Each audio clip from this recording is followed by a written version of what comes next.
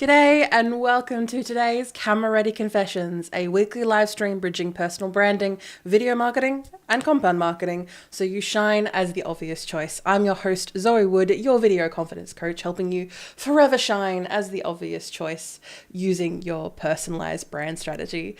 And welcome to the Camera Ready Confessions. Today, as per usual, I am going avant-garde with my makeup look as per usual. I'm not entirely sure if this is... I was going for a cubist look.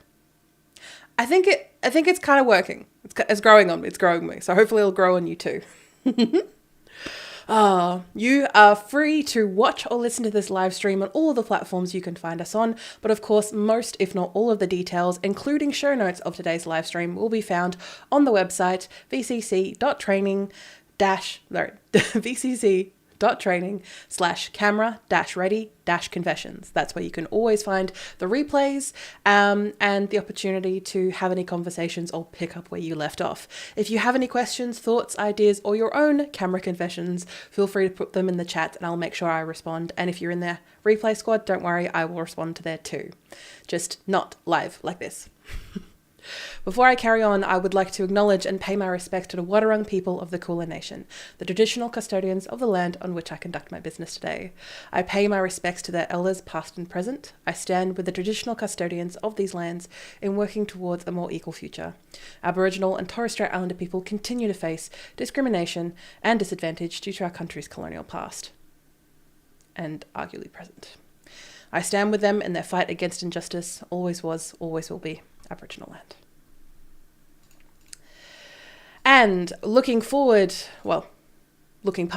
over this past week, we have been very busy with client work in the meantime. So I'm still working on being able to take that time and energy to both manage my things, which is why I make daily habits and systems, which I'll be getting onto in today's rant. But ultimately, this quarter, I am looking for podcasts to guest on. So if you know anyone or any podcasts or any audience who definitely needs to hear more about personal branding and compound marketing, then let me know about them and put their details in the comments. I'd like to have a brief thank you to Donna, Alex, Kyle, and Ahmed. Yes, thank you. I was just making sure I was reading that right. For our conversations this week. So I very much appreciate those. And I always appreciate having a chat with all of you. The Unboring Your Brand podcast, which I release every Wednesday, pretty consistently now, without fail. The most recent episode, as it loads up, so I can make sure I give you the most recent details, is episode 124, Spot Marketing Slop Before It Loses Audience Trust.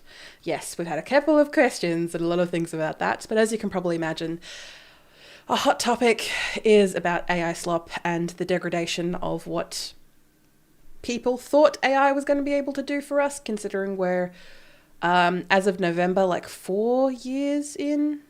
Yeah, as of November this year, 4 years in to the AI chatbots, AI chatbots being publicly available, and we all have opinions and thoughts about that. So please do leave your comments and thoughts in the area below. All right, looking on to today's rant. So,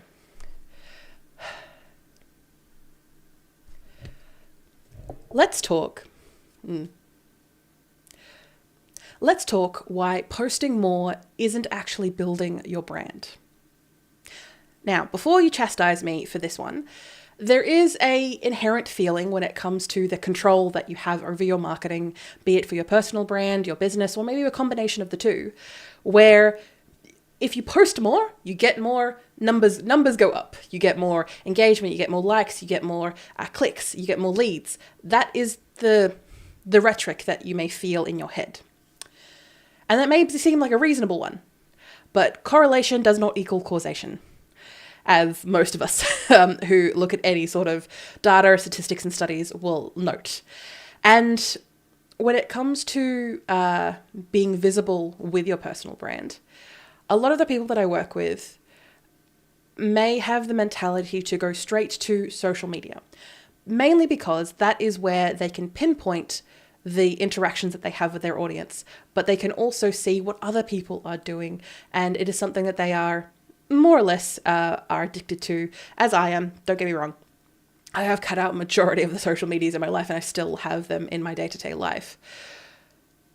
But when it comes to your personal brand, building it is not just putting your messages out there and hoping for the best.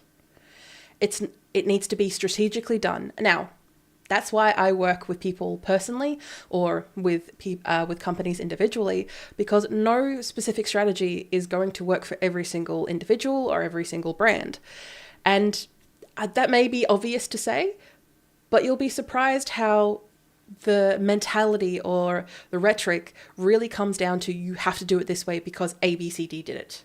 Or you have to do it because insert top 50 companies in the world have done it, therefore you need to do it too. Your audience isn't the same as those top 50 companies. And if you've got a good product, if you've got a good service, if people love what you do, you will grow. But you still need to boast about your accomplishments in the meantime.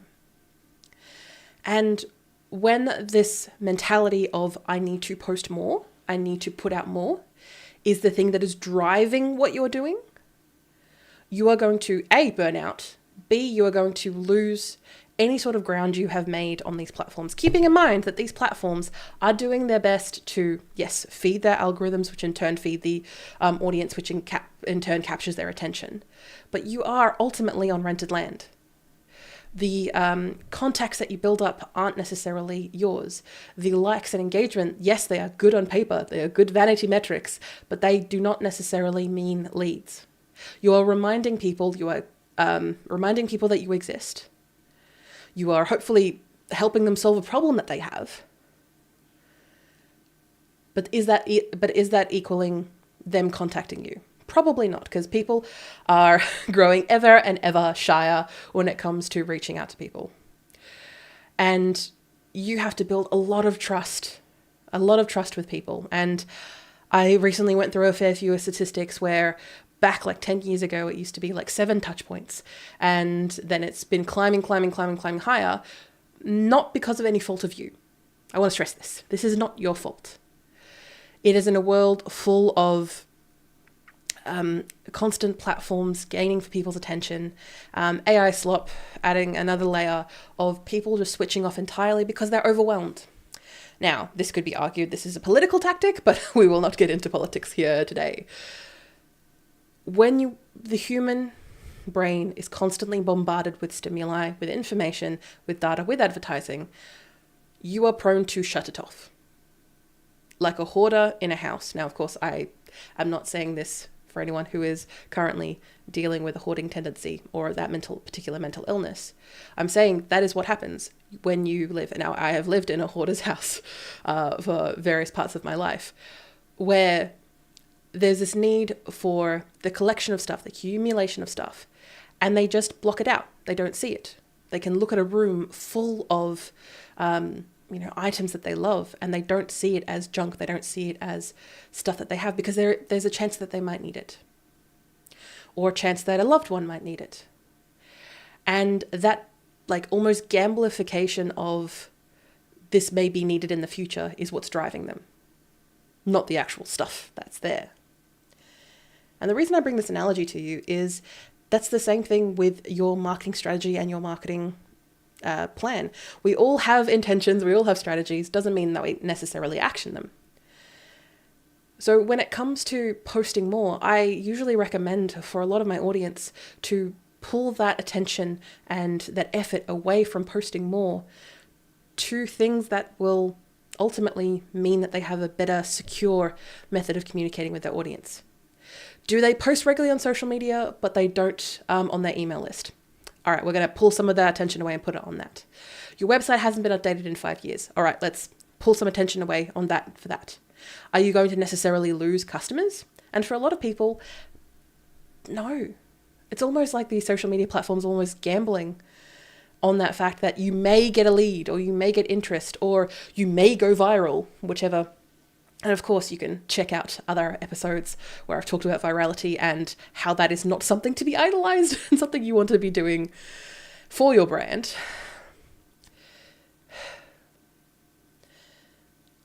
But I understand this drive to, there's a chance, Zoe, there's a chance. Which is why I have the strategy of, yes, be there.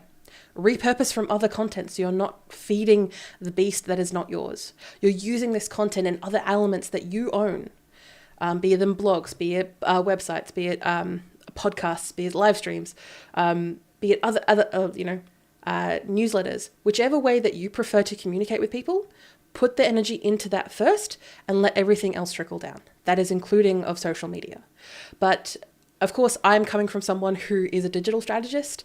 There are ways that you can use this information interpersonally as well. And I've been working with a fair few clients on that, where they're realizing that the work that they do can work on an interpersonal level as well. So I recently showed a group, this recently, where I showed them a method, and I was doing it in my own communicating with them.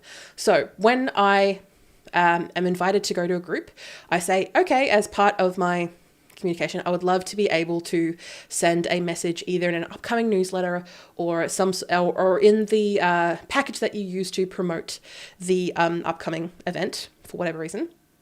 And I would like to provide a personalized video package. Now, of course, most of them just say yes and the details. There's only a few people I've had a little bit of pushback being like, I don't know if we can do that, but it's just, here it is. And because I've already done all the work for them and I've already set it up, it's a template. Of course, I've done this a fair few times, but they go, oh, thank you, Zoe. You've given me, they will do it because it makes them look better, it makes them look cooler. And with this methodology, now again, everything is personalized. This is just an example of what I use, but this enables people to communicate with me via text, an audio or a video. It enables me to curate the presentation based on those answers. And people are more likely to give you ideas or ask questions of you beforehand because they're not in the room being surrounded by their peers or their fellow members or what have you, and they're feeling overwhelmed and they're going, I don't know if I'm going to sound stupid for asking this question. Because whenever you have a question, there are 10 to 15 people behind you wanting to ask the same thing, but are held back for whatever reason. We humans are like that. So in that instance for you, what can you do to allay that fear? And what can you do to make that a process and a system? Now, that's because I come from a video marketing angle. Obviously, the video confidence coach has that kind of bent to it. But the reason I focus so heavily on digital marketing, compound marketing, and these personal branding tools is because it relies so heavily on my values. I personally believe in fun, freedom, and flexibility in everything that you do. And your personal brand, be it something that you are using to go up in the corporate ladder of your own, company that you work for, or maybe you're wanting to just have this as an asset to your tool belt. So when, especially as society is going, as the inevitable happens when you are let go for the company for whatever reason, that you have a tool that you can use and be consistently used to either get you another job or have you go out consulting or whichever direction you are wanting to go as an individual. Your personal brand is the thing that precedes you. It, introduces the room to you before you even are welcomed in. And going back to my analogy before, because of course I'm going on a tirade, that tool, and essentially all I use is a really basic tool called Video Ask or a Vid Ask. And you can find the affiliate link down below. And keeping in mind, affiliate link, I don't think I get money back. I think I just get extra minutes for it. It's always a good shout. But this particular tool enables me to have a personalized message. It sends and it allows people to respond in their own way. Like I said, it enables me to curate the presentation. It also enables me to have a personalized connection with multiple people. I use this and another app called Bonjoro, which enables me to have two-way video conversations with multiple people. And I do get asked this a lot of, isn't that overwhelming, Zoe? You're not getting paid for this. But it's the stuff that keeps me going. Do you think I enjoy accounting? Do you think I enjoy doing finance? No, I enjoy catching up with my bookkeeper and my accountant and talking with a human being. That's where I get my energy.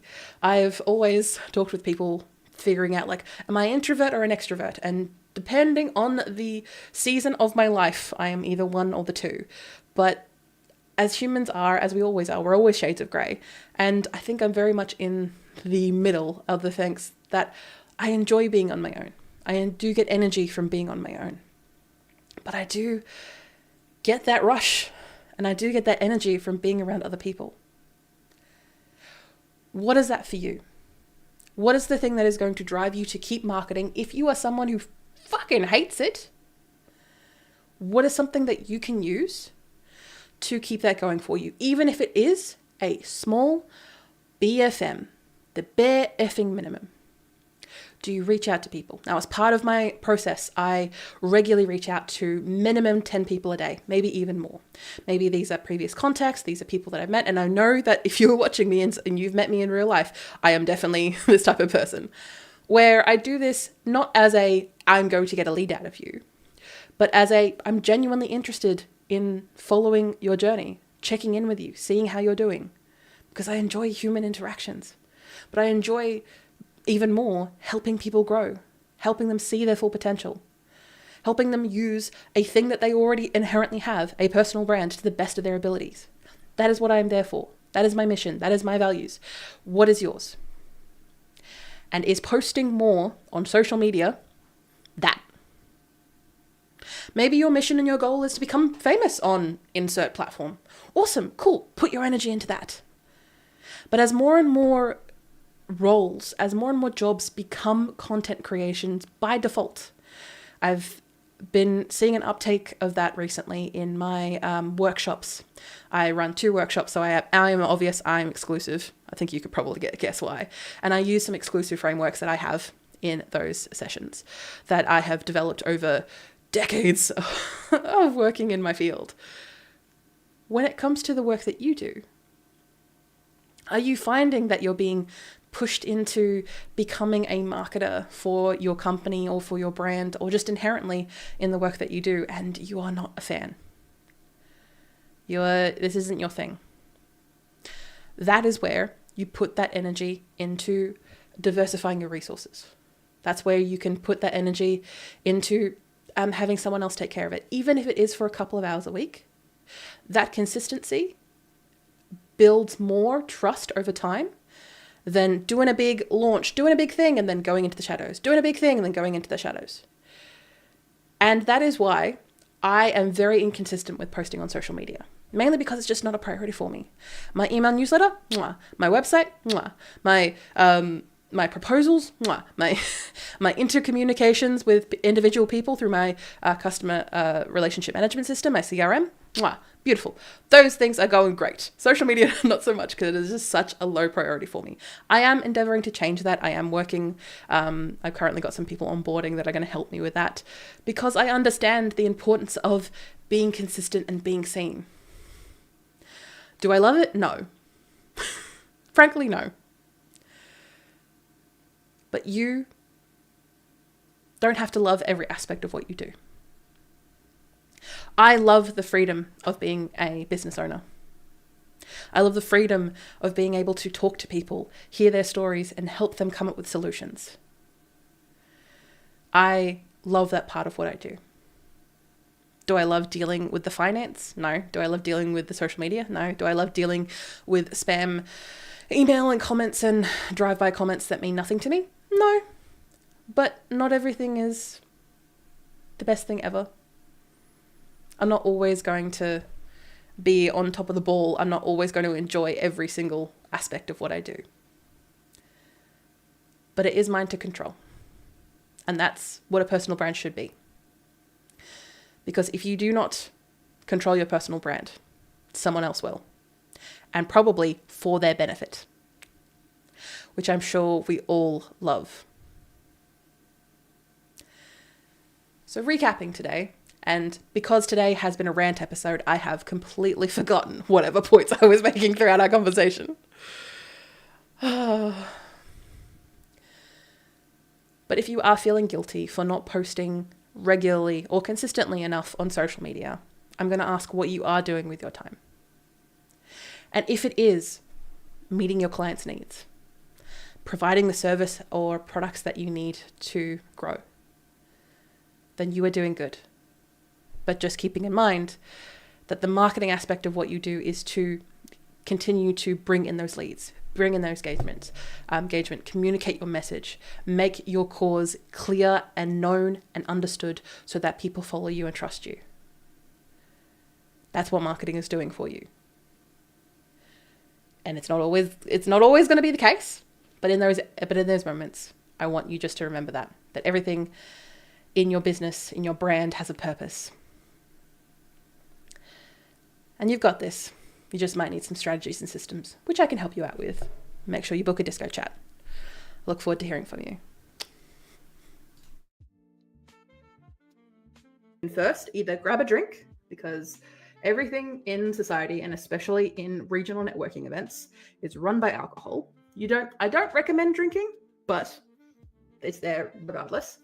So when you first begin, go get a drink first. And most of the time, there's going to be someone getting a drink as well.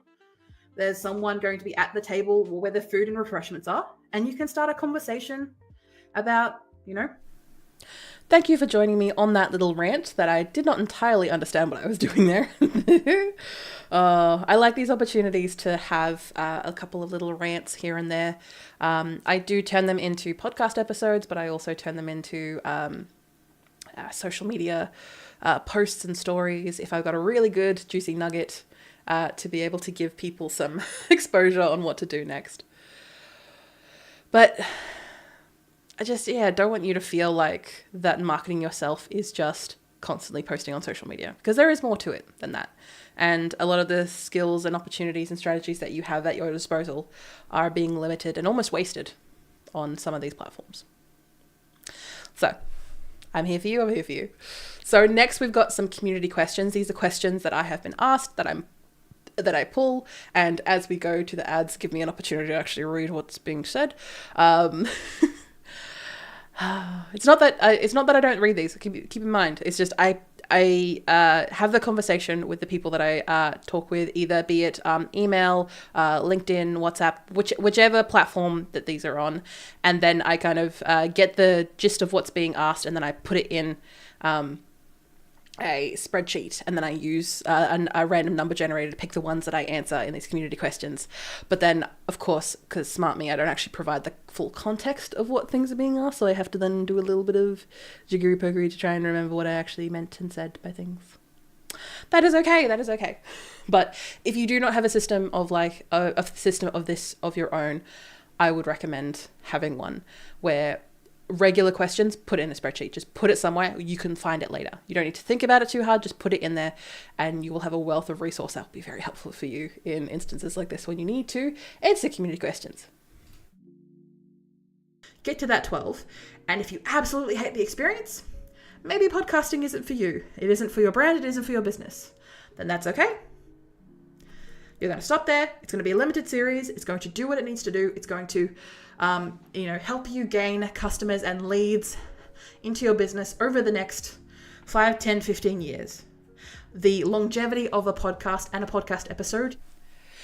If someone else is writing my captions and producing my videos, when is it still me, or is it just a ghost written version performance of me?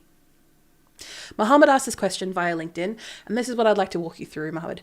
Especially in these types of situations, it's very important for you to be two things: your marketing strategist and your leader. So I work with people on personalized branding strategies. I'm Zoë Wood, your video confidence coach. And when you are getting big, or when you're able to have the resources to have a team that works with you, you still need to be that arbiter of taste, that connoisseur, that person who makes the ultimate final call. And to do this, you need to have a really strict and a really clear strategy behind what you are doing. And I understand that right now, and we've had a couple of conversations beyond this point when you ask this question, Mohammed, when you are trying to reconcile these things in your head, it can be very overwhelming. Like you're also running either maybe a business or a company. You're also trying to build your personal brand on the side to be able to be that thought leader in your industry, as well as lead people to where they need to be and where they need to go to get the most out of either your products or services, or just to be able to live better lives because you know the solution to their problem. That's why you're there. But to be able to do that, you need to spread that message around. You need to be very clear with your message, and you need to be able to get people to trust you, to follow you, to then be able to find the solution to their problem. So to do this, you will need help, especially if you are using, for example, AI tools, which I don't entirely recommend because they are very clunky and cannot take direction for shit. And also all the other issues with AI, as you can probably imagine and thinking in your head. In these instances, you are that point of control. You are that connoisseur. So I'd love for you to have a proper sit-down chat with me, Mohammed. Feel free to have a disco chat with me. It's complimentary. And I would love to be able to talk with you about breaking down these thoughts about how to not just control what is being said on your behalf, but making sure that your audience clearly understands what you are there to say and do for them. So it gives people an insight into the work that you do to if they should continue researching anymore. Their studies have shown that people research decisions more. And if you, for example, get a recommendation from word of mouth, you say, yes, awesome. What is one of the first 3 things that you do? Besides searching them up online. 2, maybe looking at the reviews. Now these can be reviews on, say, Google reviews, Facebook reviews. Honestly, I've lost interest in doing my own marketing for a while now. And I just want to know, Zoe, hold me straight here. I just want to know, is this something that can work for me? Or is this something that I'm going to have to babysit? So essentially swapping it for another one of my jobs to do. Well, Kelly, I'm Zoë Wood, your video confidence coach, helping you forever shine as the obvious choice using your personalized brand strategy, which is why I work with people individually on growing their personal brands, because it's very much dictated by 2 things: who your audience are and what they care about. And almost you as the person who's providing the solution to them almost doesn't matter. I know that sounds a little bit harsh, Kelly, but the reason when it comes to videos, this video stuff that you mentioned, is because video has a way of conveying a lot more information than a standalone image or a piece of text ever will, because it is the closest that we have to communicating to the masses through a camera screen. Is it perfect? No. Will it ever be? Probably not. But when it comes to being able to clearly communicate what you have, being able to put that effort into one piece of content, one longer form piece of content, and having that repurposed either with AI, with a team, or however you want to do this, without it taking all of your time, is a system that I've been running with plenty of people.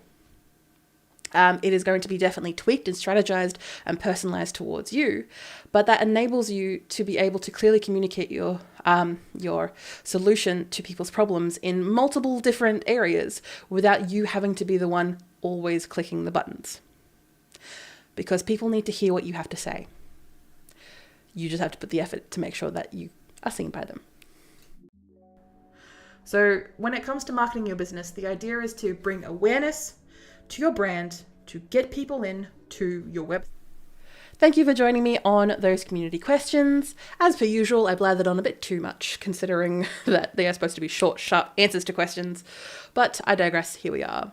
The next thing that we are doing is a Unboring Your Brand podcast episode where we will be answering specific focuses on why am I posting content and not getting inquiries. That is a feeling that I completely understand. And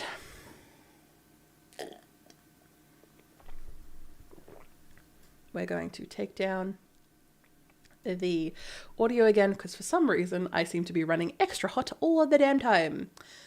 So let's move on to the question from Sarah, and we can do this. Like Eventbrite or Humanitix. There are plenty of places that have networking events that they hold, usually monthly or bi-monthly, depending on the type of thing that is required. Look at your unions or industry representatives if you have any particular niches that you're a part of.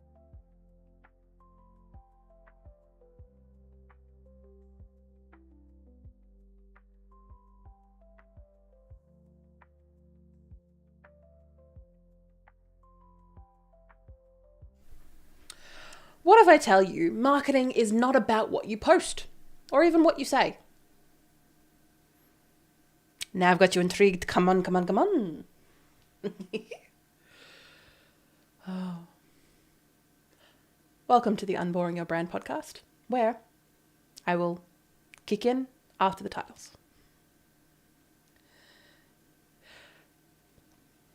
Yes, yes, yes. It is not about...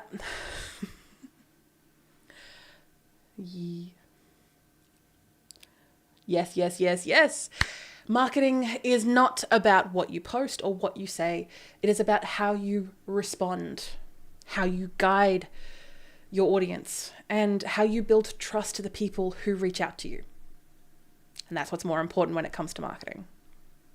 So this is answering a question from a conversation I had with Sarah from the UK. I have no idea which part of the UK, but thank you, Sarah, for a conversation that we had and the surge coaching session that we had together. I very much appreciate it.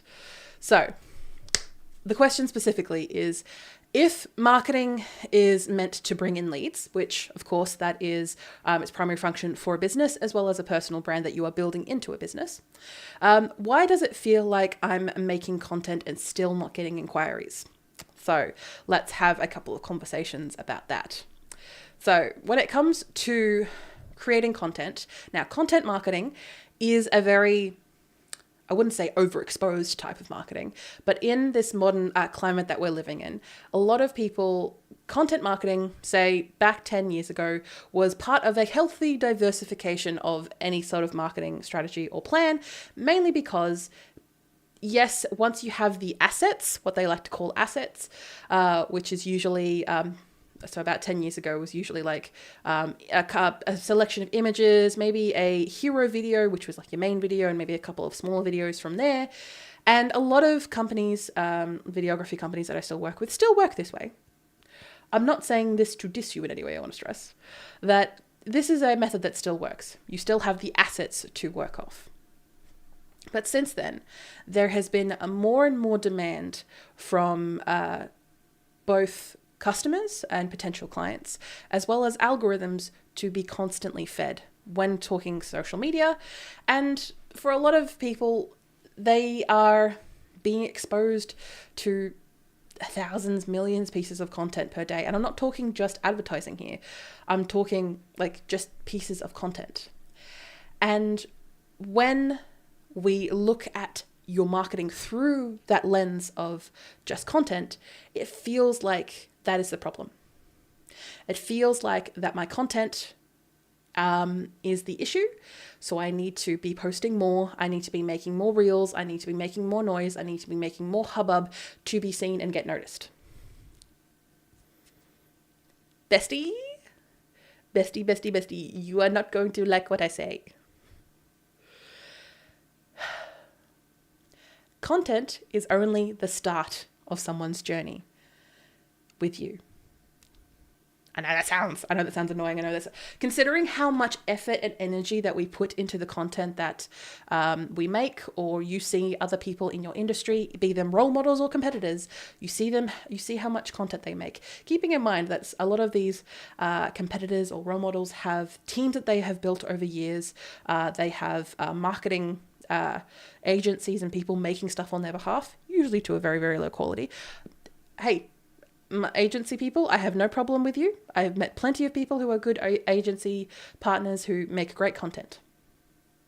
The industry as a whole, we can work on a bit. So I'm not blaming you here. But when it comes to a marketing strategic plan and marketing system, the content that maybe grabs the attention, that brings people into your world, your little ecosystem is, your little ecosystem, if I may say so, because God forbid, ecosystem has become a very passé word over the past couple of years. Content is only the beginning of that journey. Once people are locked in and they want to know more about you, what is the next step? Now, for a lot of people that I work with, the tendency is to feel like, okay, they like, that they comment, and I comment back and we have a conversation. We engage. Maybe they share to some of their friends. Awesome. Cool. What then? And then it gets a bit murkier and it gets a bit unclear from here. Now, of course, some of you who are watching and listening may just think, Zoe, they go to my bio, they click the link, they go to my website, bada bing, bada boom, done. Great. Not everyone has thought of that or is thinking that way. Because social media, like a lot of top of funnel stuff, or a lot of things that first people get to know your face, get to know your brand, get to know what you do and the problem that you solve, is the first thing. But it's, of course, the obvious move. Not the obvious choice, but the obvious move. And it may keep their attention over time as their algorithm favors you, or maybe the algorithm goes the other way and completely they lose interest in you because you don't show up. Not from any reason of your own. You're not posting less. Maybe you're even posting more. But what is the thing that happens next? Now, I am someone who is in a very big majority of people where the content should be repurposed multiple times. You should be posting it everywhere. And I'm not talking just everywhere social media wise. I'm talking in your emails that you communicate to both newsletter and to one-on-one clients. You're using this in proposals. You're using this in a system that you're answering people's questions. You're putting it on your website. You're putting it in places that you own, because as recent news stories have shown, there has been bigger crackdowns on, say, a platform like YouTube, which is almost seen as pretty much like a cornerstone of the internet at this point, with all of the things that they potentially provide and give to their users. Is YouTube has been cracking down on raising their watch hours and their shorts hours to accommodate, like, for their partner program. So essentially, if you want to be paid by YouTube for the views that you get, that threshold has been risen. Why? A lot of people speculate is because AI and AI slop, but it is also a case of that there is just more users and more people using the platform than ever. So those thresholds are being risen. They were much higher than they used to be. They were brought down and now they're back up to the middle. As per usual, pendulum swings like it always does. When it comes to you and the work that you're doing, where do you fit? Are you someone who relied on the partner program to get income? Yes, don't put all your eggs in one basket, but when one of those baskets is either severely diminished or falls off entirely, you notice it, and it's still an issue for you. That is why I am a whole proponent on focusing on your website, on the communications channels that you have and that you own. So in the event that something does happen to one of these platforms, you're not going to be left high and dry. You're not going to lose your entire income. You're not going to lose your entire audience overnight because of a more or less probably a decision made by an AI bot nowadays. It's very, very rarely is it going to be a human decision nowadays.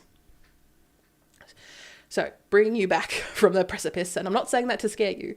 I'm saying that in this content system that you've got in your mind, or maybe that you've even mapped with a professional before, hopefully me, but if not, that is also okay.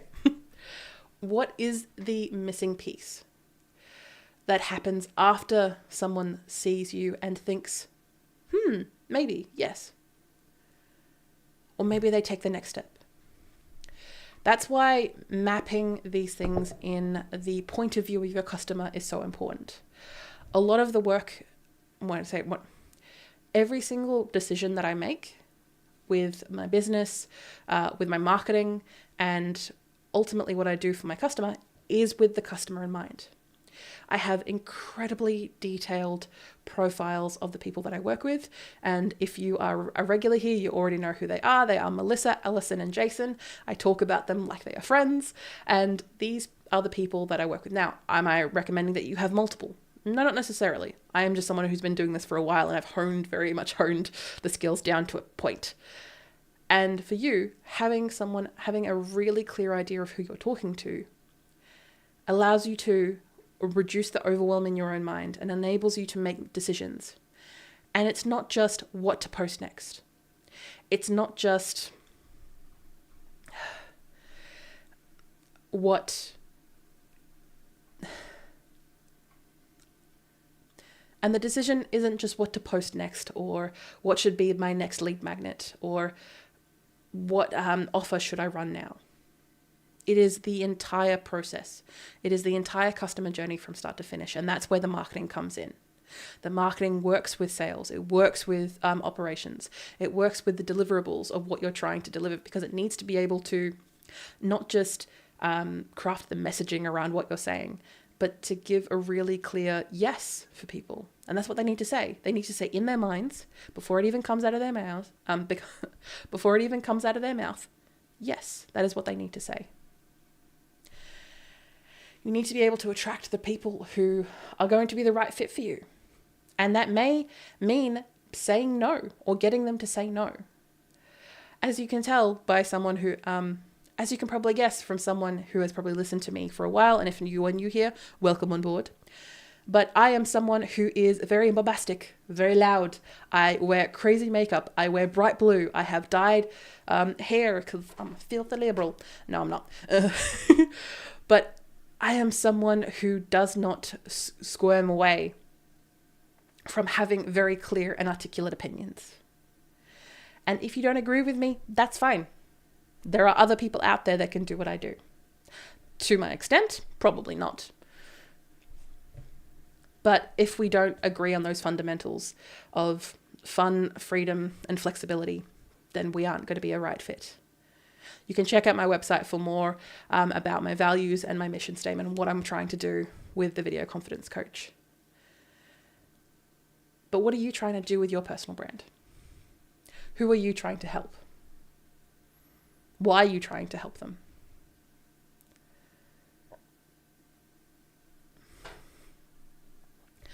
And ask yourself, how does this filter into the, the campaign and the ads that you run, but focusing more on answering their questions, responding to what they comment, what they click around to, because those are the actions that they are going to take next. And if they can't find basic info about you, if they Google you, AI you, Bing you, go duck you, and you come up and your website is out of date, or maybe the information that they find on you does not fit the stuff that you're saying online, they're going to leave fast. And that's understandable. That's understandable. I come across plenty of people who spark my interest for whatever reason. I go, yes, I'm interested in what they're saying. And I see a couple of their posts, or I see a couple pieces of content, and then I move into the action phase. I go to their link in bio, and then I go from there. I take the steps that are necessary for whatever they were focusing on, whatever they were talking about. But if they don't have that next step, they are going to forget about you and leave, because there is the next thing on the algorithm to take that place. Which is why it's an oldie but a goodie, but getting people onto your email list. Because yes, they have access. Now you have access outside of just the social media platform, but an email that can, consistently repeat what you've said online, but also remind them so you take up more real estate in their head.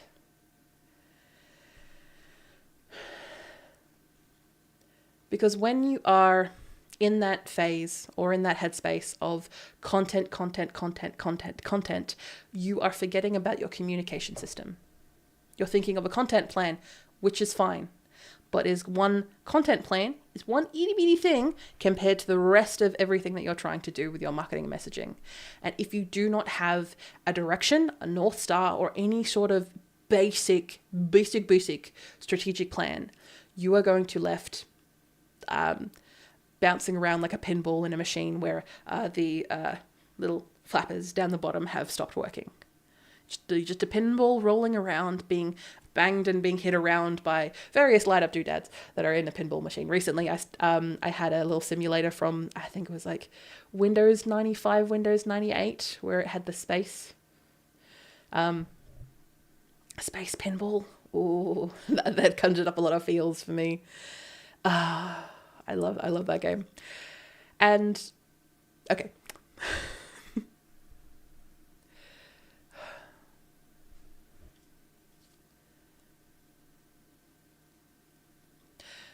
So from here, you may, if you do not have a basic strategic plan in place, you may feel overwhelmed and you go, what do I do next? Of course, I'm Zoë Wood, your video confidence coach. I can help you with that. You just get on the cans, give me a call, or you can send an email to me and I'll respond straight away. Why? Because I have these systems in place where I regularly and communicate with my customers on a regular basis.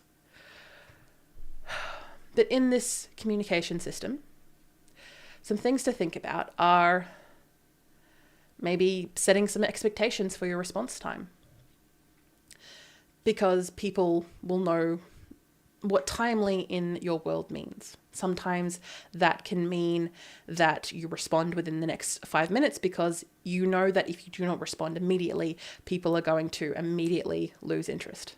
Where I'm fortunate enough in my line of work that a lot of the people that I speak with are planning months in advance, and they're taking fields and proposals and like plans from multiple different sources. So it doesn't matter if you don't respond straight away, but you need to respond in a timely manner, usually means within 24 to 48 hours. And that's going to be different depending on the industry that you're in.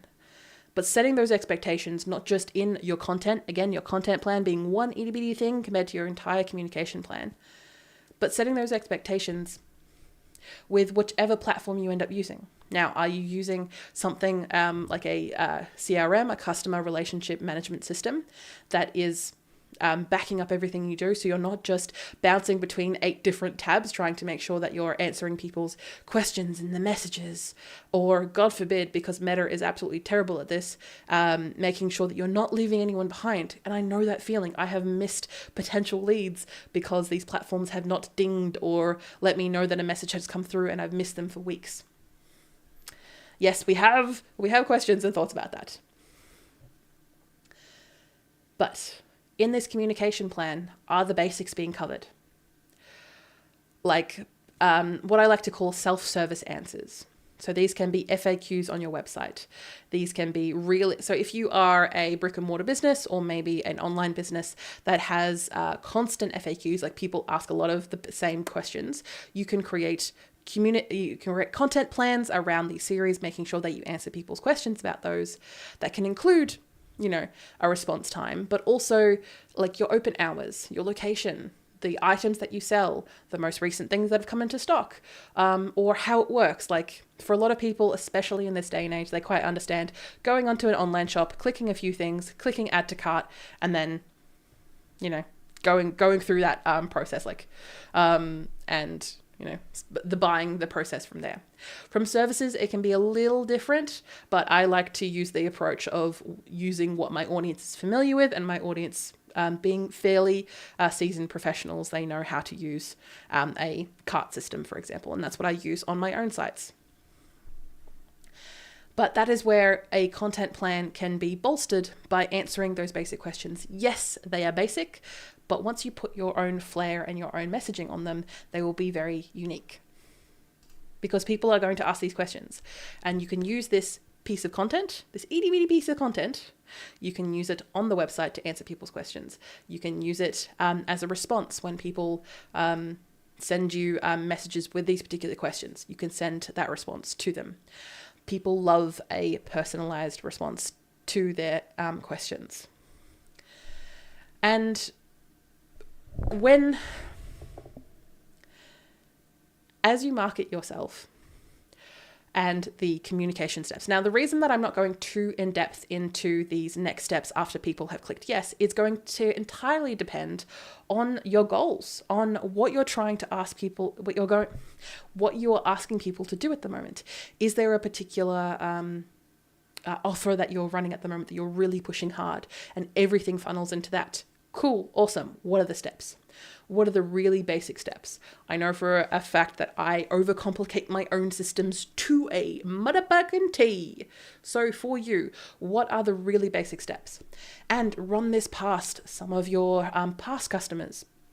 or potential customers, or if any of them are really good friends of yours because they love you and you love them, that maybe you ask them like, hey, do you mind going through this process? Do you mind just like seeing if you can find my latest offer, from my Facebook, and seeing if you can go through the stage. Don't buy anything, just see if you can go do it. And of course, if you are keeping up regular communication with these people, which you should be as part of your whole marketing strategy and plan, they're going to say yes. They're going to say, oh, of course, I'm happy to do a favor for you. Because if they are doing a favor for you, you are building up rapport, as you do in human society. And maybe they may ask for a favor in return. But this is like a really useful and basic tactic, not just in human communication, but this is a tactic that I use for myself and my clients as well. Being able to ask for favors so that you get someone else's thoughts, someone else's opinions, and maybe even someone else's notes, that you can hone things over time as part of not just a communication strategy, but as part of your compound marketing strategy. Little things that you do over time, your BFM, your bare effing minimum that you do over time to make something that is awesome and big that you can replicate and do it again. And yes, you can continue to get money, but you can continue to help the people that need to be served. And does this include, building in time so that you reply to people's messages every day? Is that part of your daily systems and requirements? If not, build the systems that enable you to do that. I, very early on in my career, was incredibly bad at when someone would engage my services, I would take minimum 48 hours to respond. Mainly because I was in high school or in university and I had a lot of things going on, but it was not part of my daily routine. Now it is. I inbox zero almost every day. Do I like doing it? No, but I make sure that I am on top of every single communication that I get. I have a CRM, a client relationship management system that enables me to be on top of every single message from every platform that I get. And I've even culled a fair few of the platforms that were just not serving me, were just not in the wheelhouse of what I needed to be. And my clients were not on.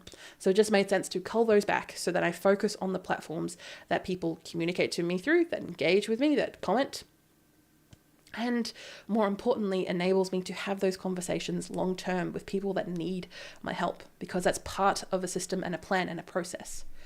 Because I treat every engagement as it's just part of the campaign budget. It's part of the content plan budget. Not just the money that I put aside for these things, but the time that I set aside for these things. Whenever I'm taking on a new project or a new idea, or a new offer, or whatever I'm doing, I need to set aside not just for the setup or the maintaining or the tweaking, but the responding and the engagement. And making sure that these platforms, especially social media platforms, because they are so hard now, they get harder and harder and harder. Why? Because there's more people on board, and a lot of these bigger platforms that are making a lot of money, not for us, but a lot of money for these people who are CEOs and in charge, supposedly, who are making terrible decisions regardless. It is important that you really focus on the social part of that social media.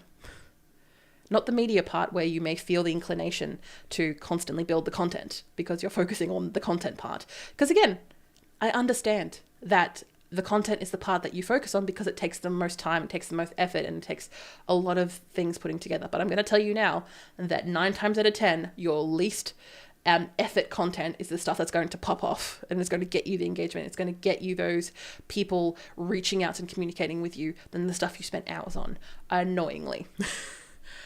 And I just want you to feel free to check out our other podcast episodes about perfection and of trying not to focus on perfection when it comes to marketing yourself, because this is what happens. That these platforms are going to be harder to communicate with. And if your goal is to get leads, to get sales, to get those people on board, you need to make that path human. You need to have a simple, clear answer, and you need to be able to respond. Content is not just part of your whole strategy. It is one part of a bigger strategy, which is why I highly recommend repurposing older content. when you have a offer or something that you're focusing on, making sure that you tell people where that is. You tell people how to get there. Is it link in bio, however it is, especially when you're talking about social media posts. Repurposing that content for not just social media, but for other platforms as well. Making sure that you use that within your interpersonal communication with potential clients, on emails, on proposals, on however you are communicating. Use stuff that you've already got in the system that you have there. Because a communication system turns that attention from a minuscule content plan into trust. And that trust will then lead to, successful campaigns, or people reaching out to you, or getting engagement, or whatever your answer is. Just make sure that you're not just focusing on how much stuff that you can put out, but it's how much conversation, how much engagement you get in return. And when I say engagement, I don't mean just clicks. I don't mean just likes. I mean people asking questions. So you can create further content from there. You're able to lead people down a path to your website, to your email list, to the places that you control.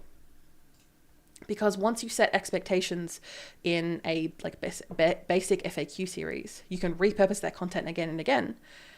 But you also let people know that you are there for them. You are there to serve, and you are there to help them be the solution to their problem.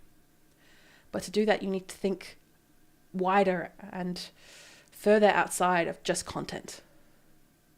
Do the social part of social media, and do your best to move away from the social media platforms. I know that sounds a bit mean.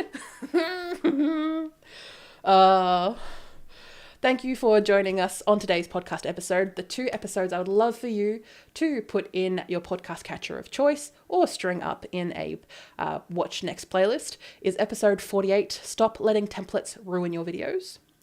And episode 92, Hybrid Webinars, which is one of our more popular episodes where we talked about how to utilize the webinar format and the system that comes along with that, because hybrid webinars are essentially webinars that are both pre-recorded and live, but making sure that you're thinking of more than just the big day, more than just the webinar itself. You're thinking about the system that it takes people through, the customer journey of what you're wanting people to do, because it's a bigger topic than just, what webinar platform should I use? It is a much bigger system than that. And when it comes to episode 48, Stop Letting Templates Ruin Your Videos, making sure that your videos continue to sound real, especially in this AI bubble that we are currently in. I'm waiting for it to pop. I would like it to. I don't know when it's going to happen, but supposedly it's going to happen. But making sure that you focus on where your content invites people to DM, replies, inquiries, leads. Think of more than just the basic vanity metrics. You are allowed to have you don't need to have the biggest platform out there with so many followers, so many subscribers. That doesn't mean much nowadays. It's about how many people you can get to click a link, how many people are on your email list, how many people are on the platforms that you own and control. Always think about that first. And of course, as I mentioned throughout today's episode, feel free to book in a disco chat with me, which is a complimentary 13-minute chat where we can discuss your discuss your personalized branding strategic plan, and make sure that we put in those next steps that are just beyond the content plan, but everything that goes beyond that, because that's what marketing is. It is distributing your message, but making sure that they can get to the help that you need. They can get to the help that they need from you. Yeah. Thank you for joining me on the pod. Look forward to seeing you next week. Same time, same place. And one thing that I do want to stress before we finish today's podcast episode is keep this in mind when you work on the marketing for your social media platform. You do not owe loyalty to a social media platform. You do not owe loyalty to any one social. Look at me ramble on there. So thank you so much for joining us for today's Camera Ready Confessions. I want to thank everyone for their comments, their questions, their thoughts, and their camera confessions in the comments. And of course, if you haven't put anything down, feel free to do so and I'll answer it straight away. If you've missed any part of today's stream, you can watch or listen to the whole live stream on and plus show notes, very detailed show notes at vcc.training/camera-ready-confessions, where you can find this and so many other live streams that we've created and answering people's questions, because I'm just very passionate about this particular subject, as you can probably imagine. So we are promoting to next week's Camera Ready Confessions, where I like to do a little bit of an ad looking at my script that hopefully I can follow. I am becoming very bad at following my own scripts, which is great for me.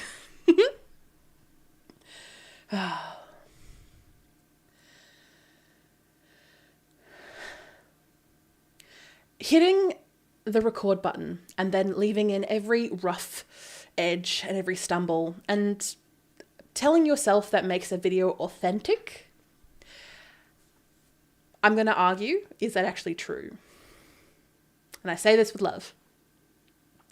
There is a very fine line between honest and unclear. And when you skip any sort of structure or keep in all the tangents, I might be speaking about myself here, you find that your point that you are trying to make with your video ends up being buried under all of the work that you have made to try and bury everything that you've done. And you're asking your viewers what to do next, because they should know, because they've just watched a video of yours, no matter how short or long it is. And most people will switch off at the one third mark because they are just overwhelmed. Not just by you, but by their lives as well. So I want to invite you onto my Camera Ready Confessions with me, your host, Zoë Wood, your video confidence coach, where I want to break down this very clear divide, where I want to break down this slightly clearer divide into what actually makes something authentic. And I know that's an overused word, but authentic over just mess, over just bleh. And yes, AI can do very perfect things, but it's not human. And I don't want you to try and clean yourself up all the way to being on primetime video, because why would we ever want to do that? But if you want to keep things real without everything else falling apart, I want you to focus on some core beliefs with me and make your content easier to listen to watch, to follow, and even remember. See you on Friday at 10 a.m. That's right. See you at Friday a.m. 10. Yeah.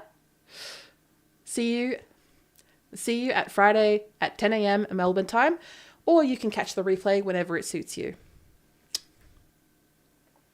Thank you, everyone. Catch you. Confess your camera sins. Same time, same place next week. Yeah?